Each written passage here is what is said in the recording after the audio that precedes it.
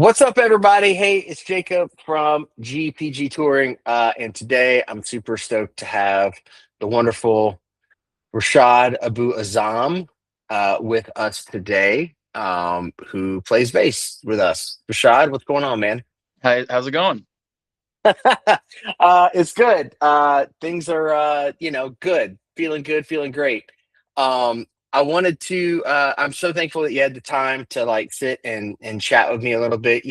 Obviously we see each other all the time, but there's actually lots of things I'm sure I'm going to learn from this that I've never known. So, and I'll be learning that like in real time with all the people that'll be watching. So, um, anyway, I thought we could start just with like some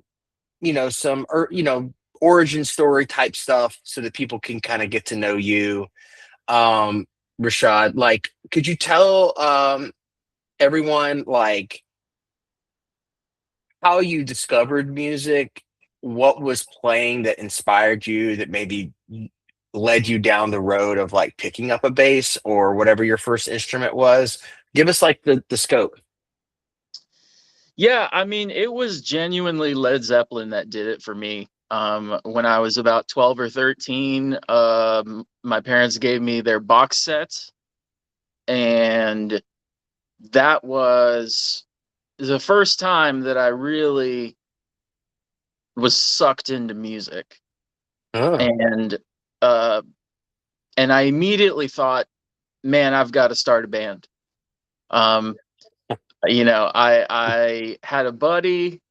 Um, I mean, this is might have been like eighth grade. I had a buddy who was also interested. I said, "I'll play guitar, you play bass. We'll start a band. It'll be so cool." And I went away for a summer, and he picked up a guitar in the meantime. So when I came back, he was already playing guitar. So I said, "I'll just play bass." Um, and I got a bass, and I picked it up pretty quickly. I kind of took to it. right. So um, it wasn't like a struggle to play the instrument. It felt really natural for me, and that just made me want to practice even more. So I would come home from school and play for hours and hours every day. And it just right from the start, it just became like a big part of my identity. Um, and I was in bands all throughout high school and and then into college. I was a music major. I did drop out of college after about 3 semesters, but that's because I was already getting gigs by that point. So, you know, Mm.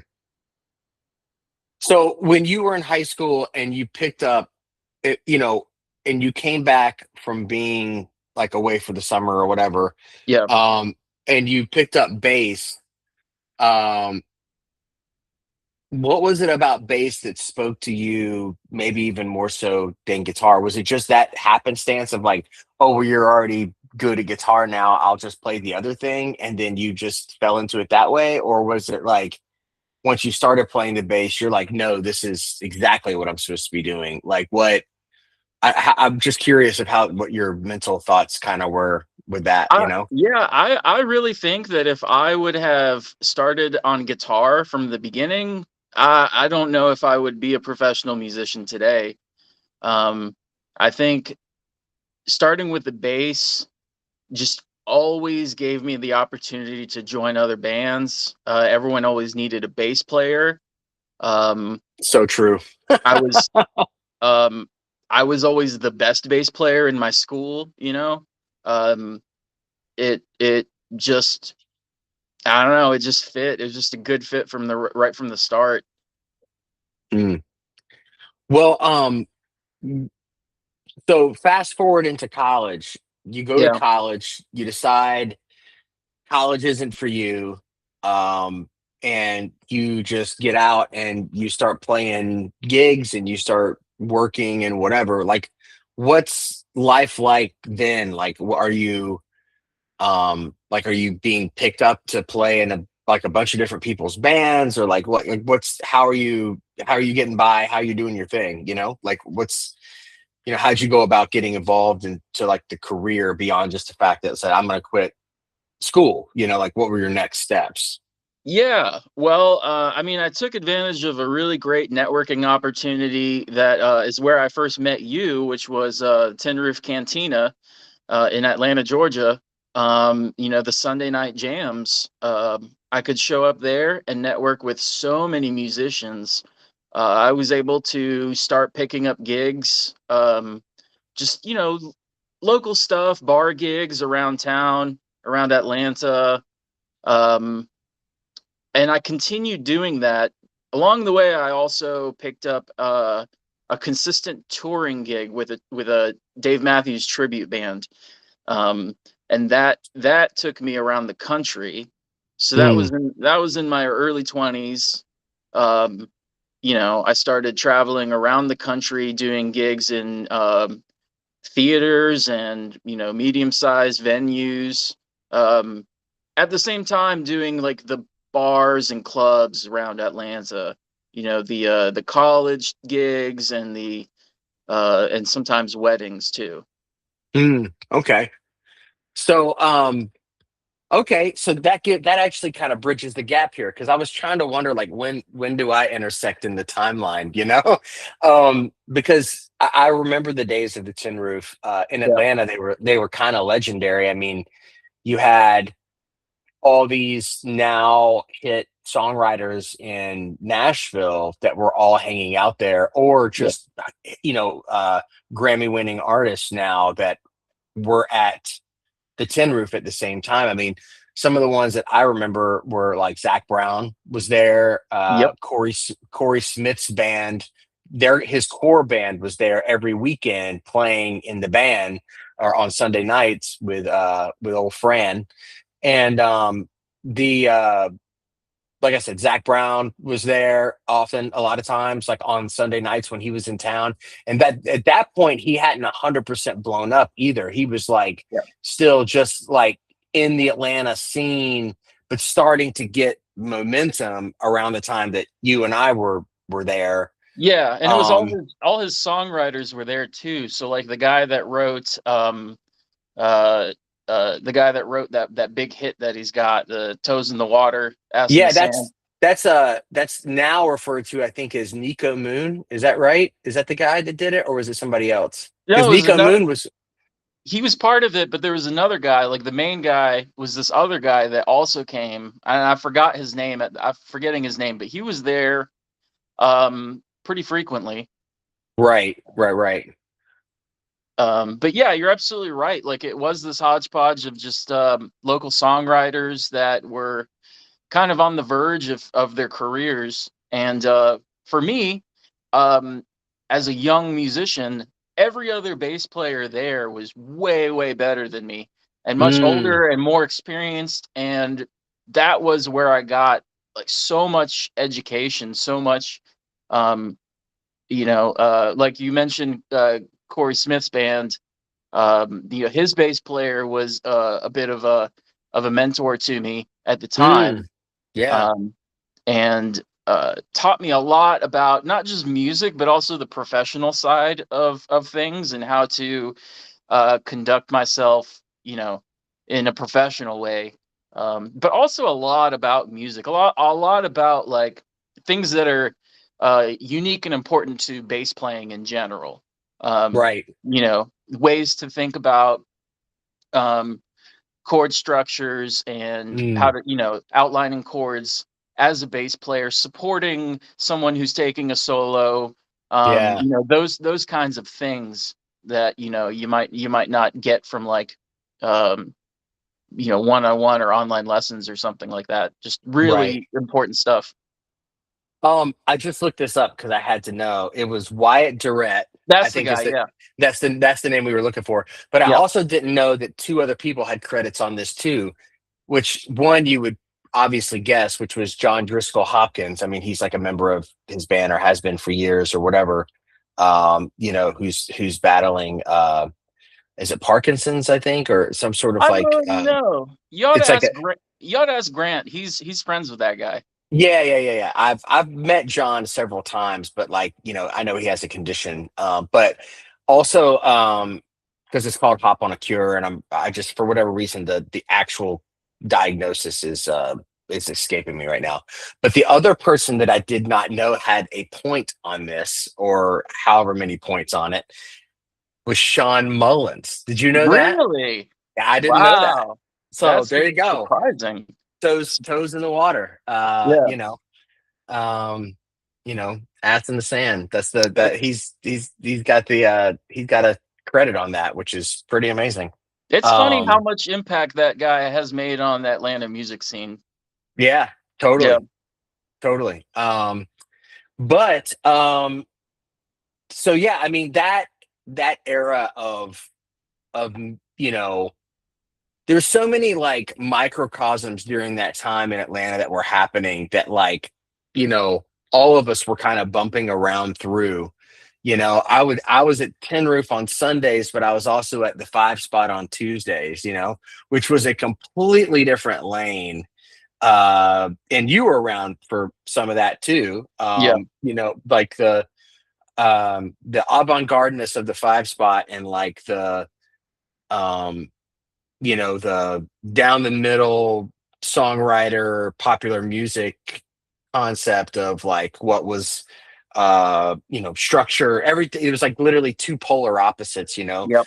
One couldn't be more 180 degrees from the other, but they were all existing in Atlanta during that time. And it was like, a lot of people were getting work and traveling places and doing things with artists. And you know um it was just a different era. I feel like my older generation used to say that to me.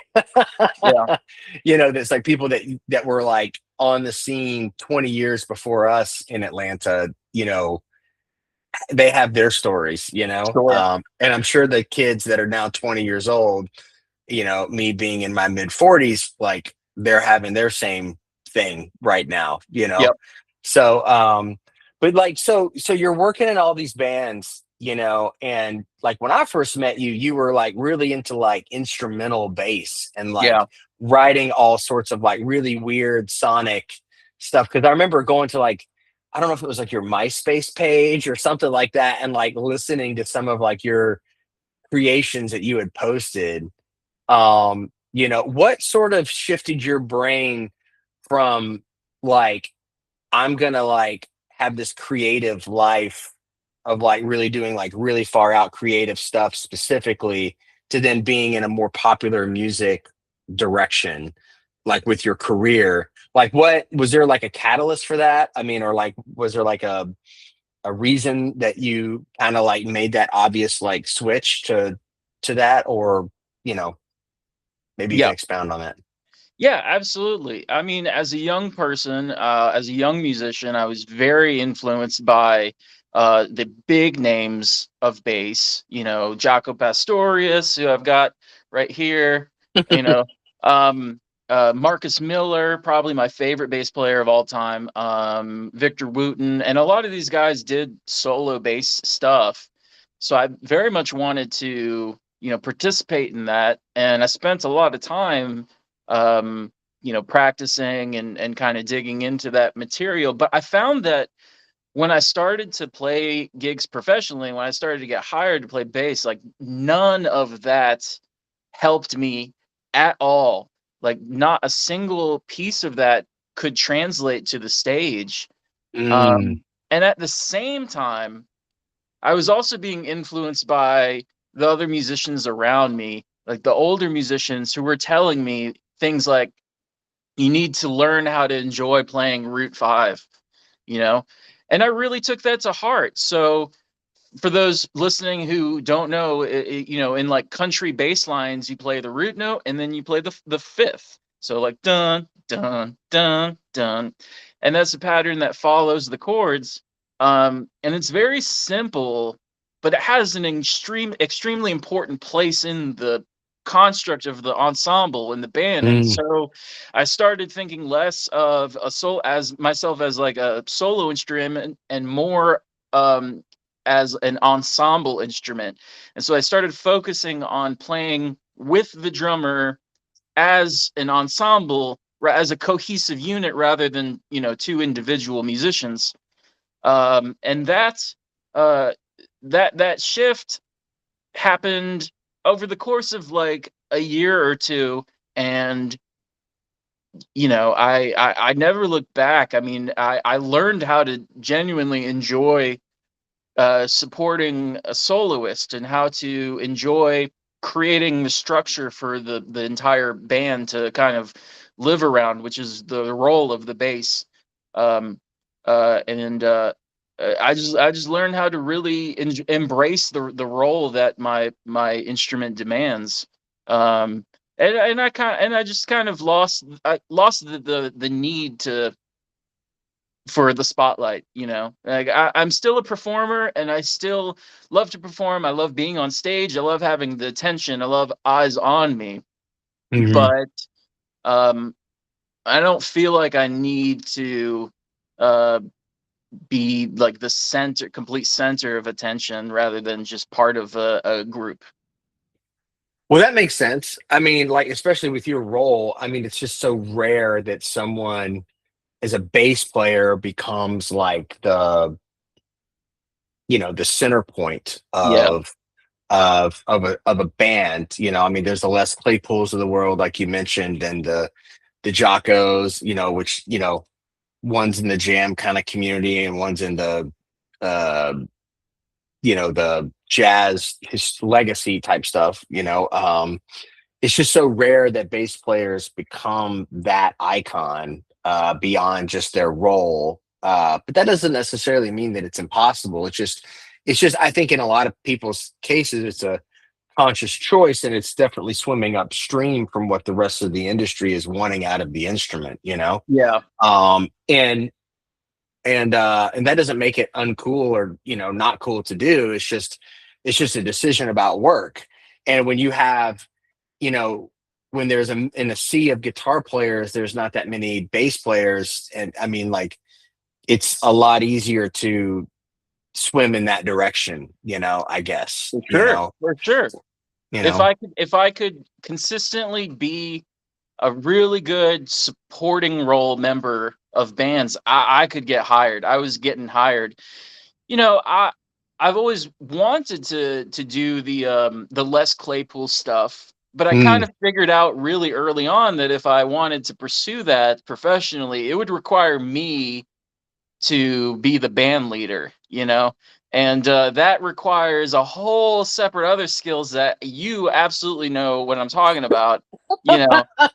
So I took a look at it. It's like, all right, I can play the bass for a living, but if I want to do it this way, then I also have to be like this businessman, um, yeah. which not everyone has the heart for that. Not everybody has the mental fortitude for that, you know. Right. What so when you let me ask you this, beyond like Zeppelin in the very beginning, which got you, like, can you like maybe go through some of like your influences of like stuff that like kind of got you to where you are now? Like, what was like the foundational stuff beyond Zeppelin, beyond those days in the bedroom, playing, creating, like Jaco Pastorius, obviously. Like, what sort of, like, how has it evolved for you? Like, your listening habits, the music that you're interested in, like, from then till now. Like, what are some of the things that like get you Yeah. excited? I mean, as a teenager, I was very much into slap bass, so Les Claypool, Marcus Miller, Victor Wooten, things like that. Um, but over time, my tastes have really changed.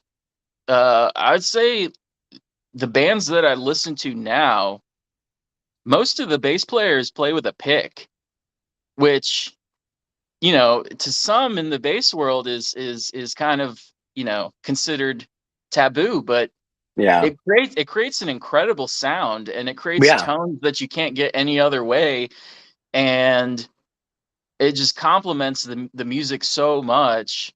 I mean, everybody's musical tastes change a little bit as they get older, and mine certainly have changed a lot.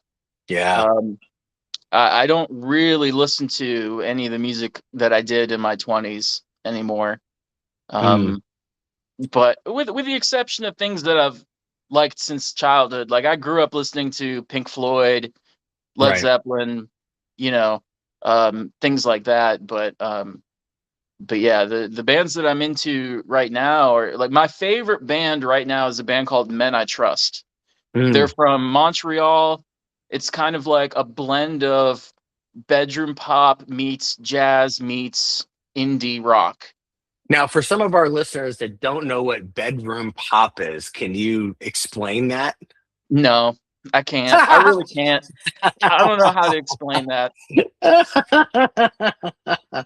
Just look up Men I Trust. They're my favorite band. Yeah, that's awesome. That's cool. Yeah. Um, like, what are some of your, what are some of the things that you like to do outside of music? That's like Yeah. just completely separate of like the job. You know what I'm saying? Yeah. Like, or that obviously have an effect on you as a human being, which then you bring into the job, right? But like, what? So I guess it's all interconnected in some kind of way. But like, what are some of the things that Rashad likes to do? Yeah. I've always been a big nature guy. I've always loved spending a lot of time in nature, in the woods. I'm really drawn to wetlands. Um, I'm a big bird watcher, big into birding, but I'm also into foraging, foraging mushrooms and fruits, berries, plants, things like that. Just any kind of activity that gets me outside, communing with nature, gets my thoughts off of everything else. Um, Yeah. Ever since I was a kid, I had a very strong appreciation for animals, and so just Mm, being out there and experiencing them and seeing them in person always rejuvenates me. So I try to spend as much time as I can, just out in nature, just noticing what I can, just focusing my attention on what's there and seeing what I can find. right. What for the foraging aspect of stuff, like now we're based in Atlanta. Yeah. Like where in the greater Atlanta does one go to forage things? And is there hot spots for particular things around the Georgia area that you would like recommend somebody if they were interested in that? Well, as you know, Atlanta is known as a city in the forest. Um, Right. every single undeveloped piece of land is heavily wooded here, Yeah. um, which means that you can go foraging basically anywhere. Mm. You, I can go, I can walk. I live in the middle of the city, but I could walk somewhere and find chanterelles, an edible mushroom. We actually get more annual rainfall than Washington State. So it's Wait. In Atlanta, we do? yeah, we get more annual rainfall than Seattle. That's crazy. I would Yeah. have never known that. See, there you go. Yeah. See, this is why we do these things. So Georgia is actually an incredible place for mushroom foraging in general. Um, now, a weird thing is like I actually don't like eating mushrooms. I like to find them. I'm good at finding them. It's like an adult Easter egg hunt for me. But when I find them, I just give them all away. Mm, I have friends that are vegan and they love that shit. So I just give yeah, them all to them. right. Um, so aside from mushrooms, what would one forage around the Atlanta area? Yeah, so there's a lot of native fruits too. The most interesting one is pawpaw. It's a native tropical fruit that's kind of acclimated to a temperate region. It Mm. grows wild in the forest. It grows along walking paths all over the place. It ripens in September. It's good. It kind of tastes similar to like a mango thing, sort of What thing. I'm just, what does it look like? I'm trying to even picture what you said. How do you spell it? Paw. Okay, like Paul, yeah. Pawpaw, yeah. Oh, okay, yeah. I've seen. Uh, oh wow, yeah, I have seen these things before. I'm Yeah. just like looking at it as we're talking. Yeah, Very interesting. It is very mango-y looking. yeah. Yeah. Another one is what the locals call maypop, but is actually a wild passion fruit. So we have a wild passion flower vine that's native to the eastern United States. and they fruit in late fall, and the fruit is delicious. It tastes like gummy bears. They're so good. Wow. I've actually in years past during COVID when musicians weren't really working, I was able to collect enough of them to sell to a local restaurant. And I also did this with some mushrooms. I would go and collect like 10 pounds of chanterelles and then sell them to local restaurants. That's awesome. Yeah. Yeah, that's really cool. So the one thing that you and I have not done yet, and I keep threatening to do, is we have not had the I've not had tea time with Rashad. Oh yeah, yeah.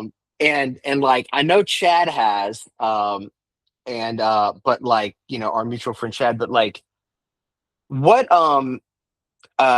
like what sort of teas are you into? Because I know you're like big into that. And Yeah. I'm more of a coffee guy, so I would really like just to know like what kind of things are you're into in that world.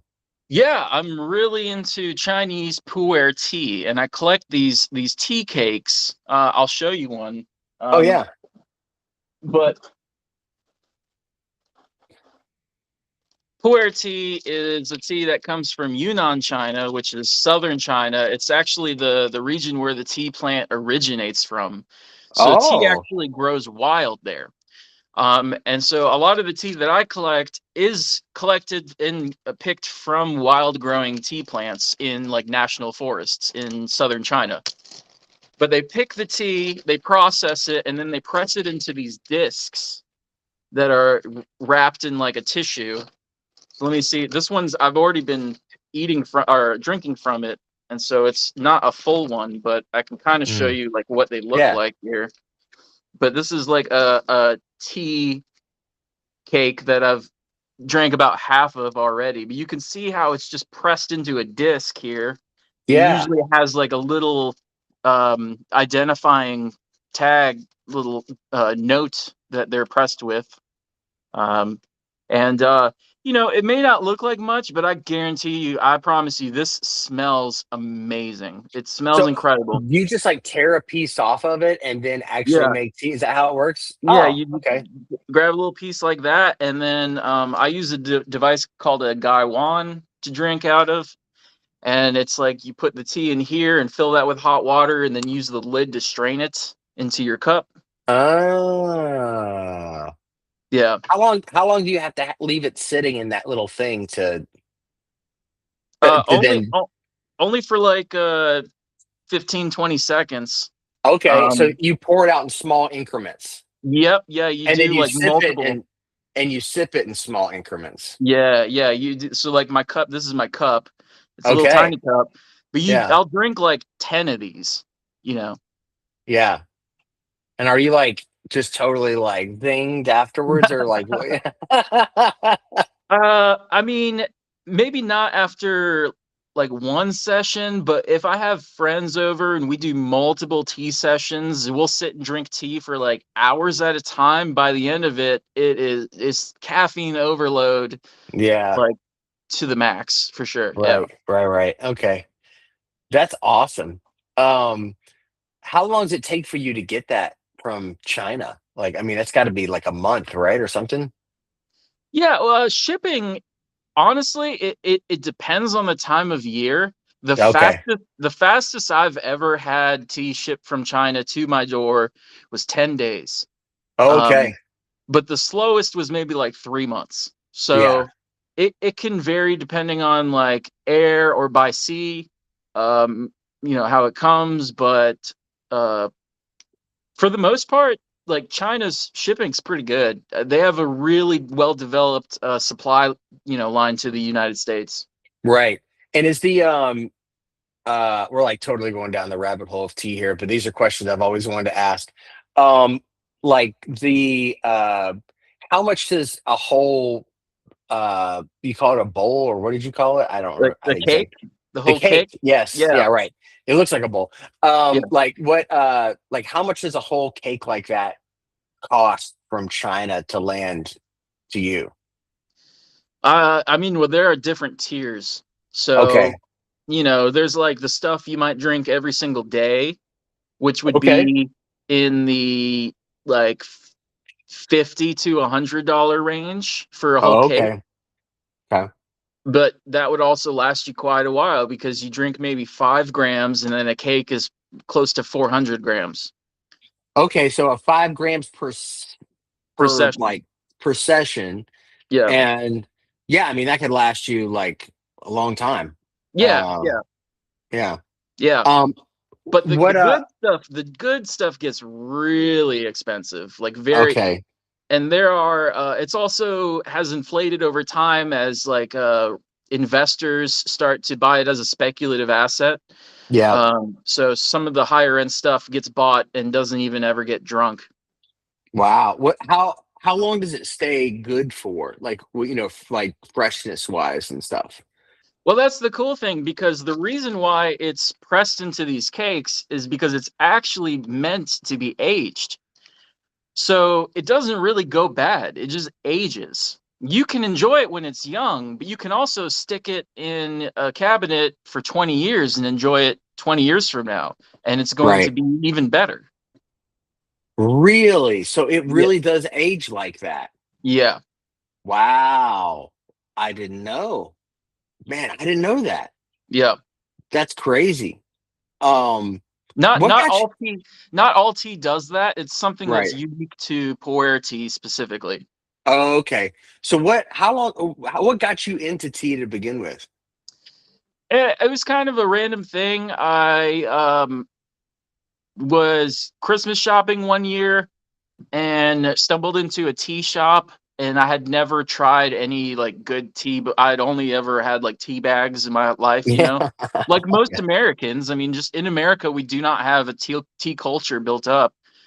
But I walked into this tea shop and they gave me a sample of something that was pretty good, and I was just so surprised that tea could taste like that. I just didn't know that tea could be like so floral and like coat your mouth and just be so rich and have so much aroma and flavor and everything. I just didn't know. So I've always been the type of person that likes to explore things that interest me. And the Mm. more that I explored about tea, the more I realized that I love this stuff and I cannot get enough.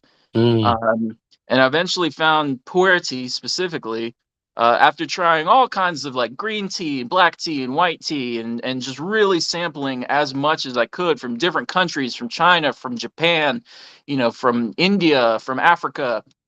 Um, you know, um, but this stuff specifically is like really, really what connoisseurs kind of gravitate towards for a Right. lot of reasons. It's very complex tea. Yeah. Yeah. Now, is that like on the like is I know there's different families of like tea, but like is that like black tea or green tea that you're holding currently, or like what would that fall under? I would say that when a cake is young, when it's new, it's probably closer to like a green tea or an oolong. Okay. But as it ages, it becomes more like a black tea. But Okay. that's still an oversimplification of what actually happens. Sure. Sure. That makes sense. Also, I didn't know that things could evolve like that, so that's kind of interesting. Yeah. To know. Much more interesting than the coffee bean, I feel like. I mean, coffee's cool, but like I feel like I feel like that's far more interesting. Um, but anyway, maybe one day we'll book some gigs in China and then we can, you know, you can go pick your own tea and, frolic amongst the fields and be happy. Yeah. We might have a That'd be hard nice. time putting you back on the bus. Yeah. Um, well, dude, thanks for taking a few minutes and just like sharing some of the things that make you you. That's kind of the whole part of this series. It's like I just kind of want everybody to, you know, know something about you when you're there playing. And so I think this would be I think the T fans are gonna come out of the woodwork, to have a conversation with you. Yeah. So but yeah, man. Well, this has been another episode of Get to Know Your GPG Friends, and we hope that you enjoyed the thing. Thanks for doing this, Yeah, Rashad. We appreciate you. my pleasure. Thank you.